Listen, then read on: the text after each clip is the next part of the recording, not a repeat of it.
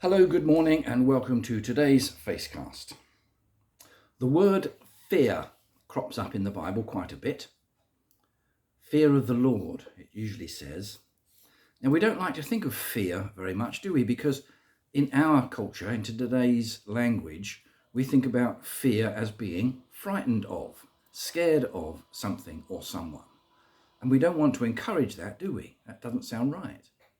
But when we understand that the word fear in biblical terms isn't just restricted to being frightened of someone, it means being in respect of someone, or it might mean the awesomeness, the greatness of someone.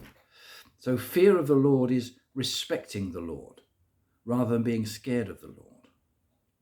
With that in mind, look at this passage from Isaiah, the book of the prophet Isaiah. It's Isaiah 51, 12 and 13. I, even I, am he who comforts you. Who are you that you fear mortal men, the sons of men who are but grass, that you forget the Lord your Maker? Let's go over that again. What's it about? I, even I, am he who comforts you. This is the prophet saying to the people of Israel that I am comforting you, and in doing so, I am bringing the Lord's comfort to you. So it's the Lord himself who is comforting the people of Israel. Comforting doesn't just mean putting his arms around them and saying, there, everything will be fine. It means I am here to supply for you your needs and to oversee your world and what happens to you. I'm your guide and your protector, your comforter. I, even I, am he who comforts you. Who are you that you fear mortal men? That you respect and put in the highest regard men like yourself who will die at some stage, mortal men. The sons of men who are but grass. We remember that passage from the funeral service. It says, we grow like a flower in the field, and like the grass, when the wind blows, we are gone. The sons of men who are but grass, meaning we are temporary and passing. That you forget the Lord your Maker.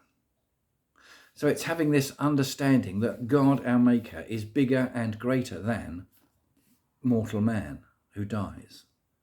And we do that, though, don't we? We tend to forget about God. We tend to see him as a distance and as somebody awesome, maybe somebody huge and great, but we tend to forget about him in the day-to-day parts of our lives. And we are more likely to take notice of and respect mankind and the men and women around us than we are God, our Father. Why is that? Well, because we are human. We are part of this human race and therefore imperfect or sinful, to give it its trade name. Because we are sinful human beings, we are imperfect, we don't get things right, and we easily lose sight of the bigger, wider picture. We get caught up in the day-to-day aspects of our lives. Here the prophet is saying, don't forget, you who are ordinary men are overseen by God your Father. Don't forget him, because he is the most important one. Indeed, he is so important, he is speaking through the prophet and calling out to the people of Israel, and therefore to us also, see who I am, remember who I am, and treat me with the respect that you need to in order to have a harmonious life there on earth. He, our Father in heaven, knows that we need to know him and respect him in order to live correctly here on earth together. Know the Lord, fear, respect the Lord, and all will be well. Take care. See you soon.